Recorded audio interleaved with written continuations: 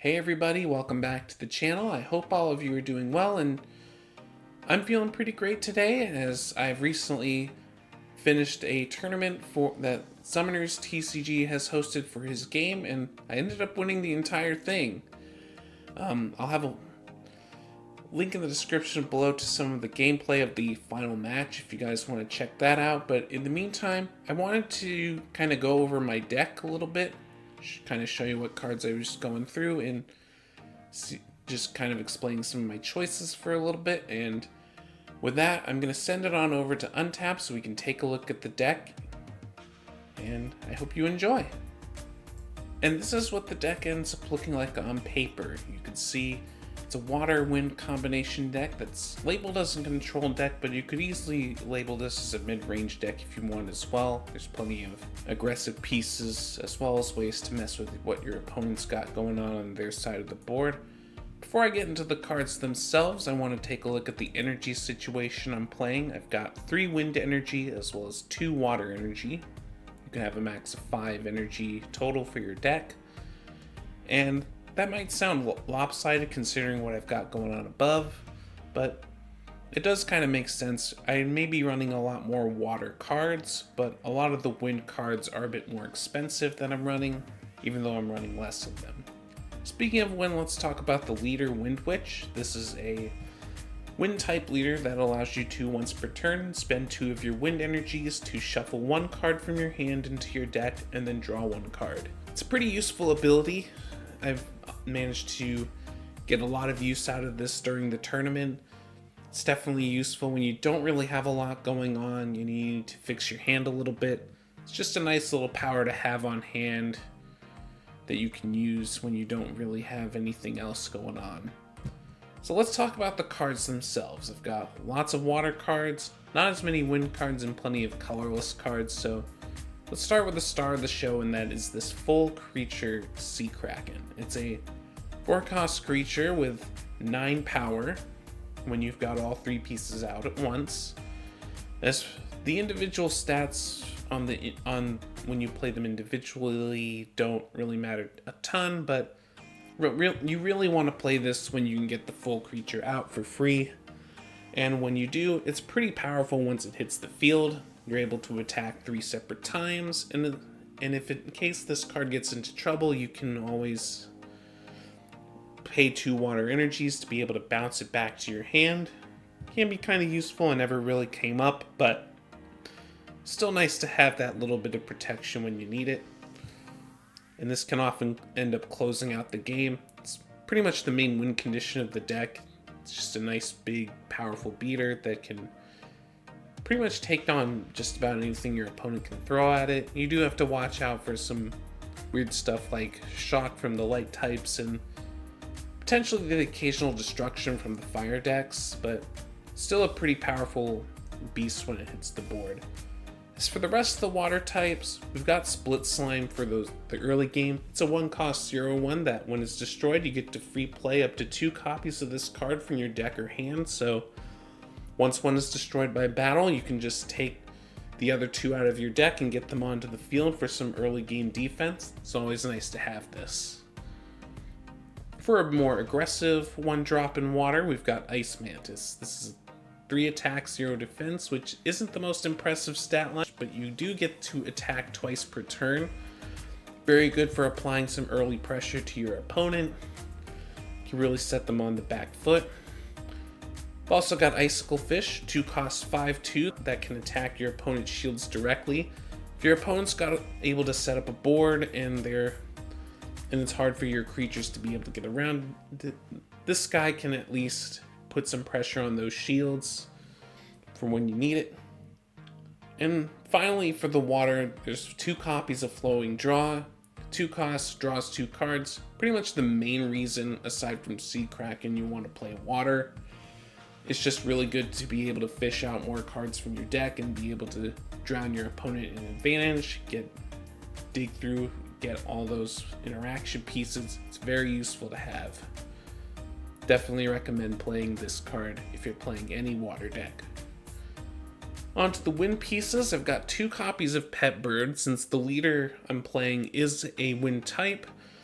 this allows me to essentially play this card for free. Even though it doesn't have the most impressive stat line, it is always nice to have something free you can get out of your hand in a moment's notice and have a nice little blocker.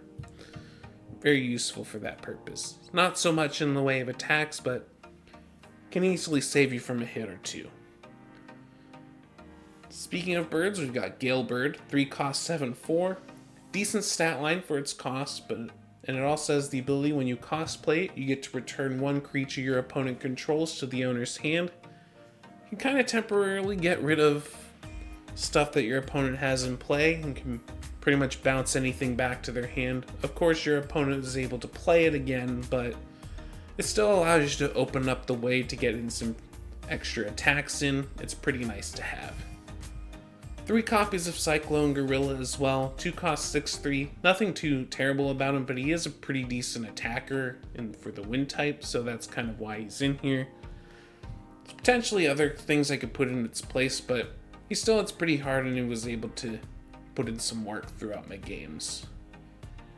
Up next for action cards in wind, there's Eagle Eye. 3 costs, turns your opponent's shields face up. Admittedly, in my games, I didn't really make as much use of this card as I really wanted to. I never really got a chance to play it, and it didn't do much for me. But at the very least, it was a nice bit of fodder for the Wind Witch's ability. I could just toss this in and then be able to dig out a card if I need it. Cloud Breeze similarly didn't see as much play either. It's 3 costs, but I'd argue its effect is a little better. It returns all attackers to their owner's hand.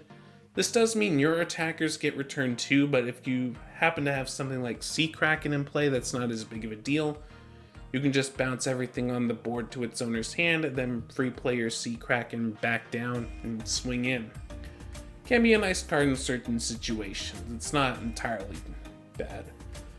Up next is the colorless cards. There's a lot of interaction pieces here, starting with a series of plant cards that pretty much do similar things. You've got Trap Plant that costs 1, that destroys a 1 or lower cost creature.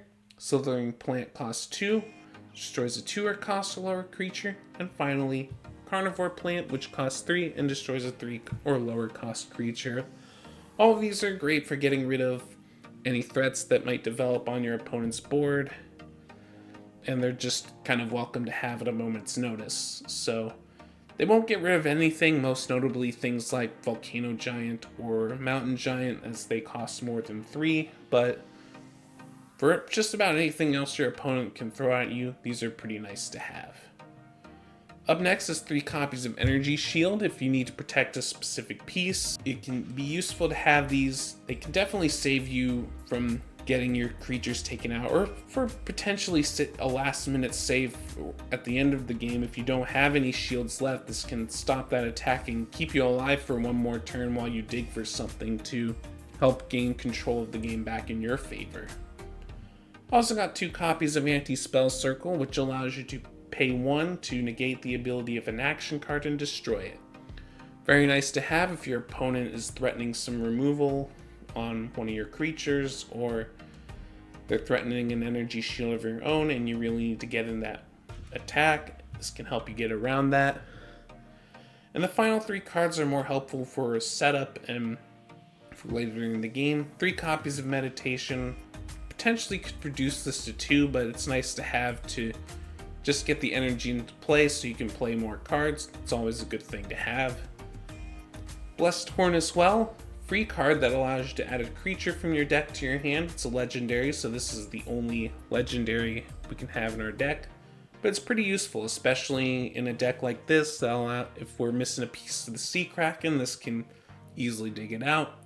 Although if we need something like a Gale Bird to bounce something our opponent has, this can be helpful for that too. It's a very nice card. Final card in the deck is Revival Potion, a 3 cost card. Surprised it's ultra rare, but it's still a very powerful effect. You get to free play a creature from your graveyard. You don't get certain effects like the cost play effect of Gale Bird, but it's still nice to be able to get something out of your discard pile and get back onto the board in a moment's notice. And that about does it for the deck. I'll return it back to me, I guess, to close out this video. And that about does it for this video. Thank you very much for watching. Be sure to leave a like if you enjoyed and comment below if there are any changes you'd like to make to this deck to see if you can make it better. Or if you like the deck the way it is, maybe you don't like it, that's okay too. I always like hearing what you guys have to say. Be sure to subscribe so you don't miss any of my future videos. I am going to be posting the pack opening for the prize pack as well, so stay tuned for that. I'll see you in my next video, and take care.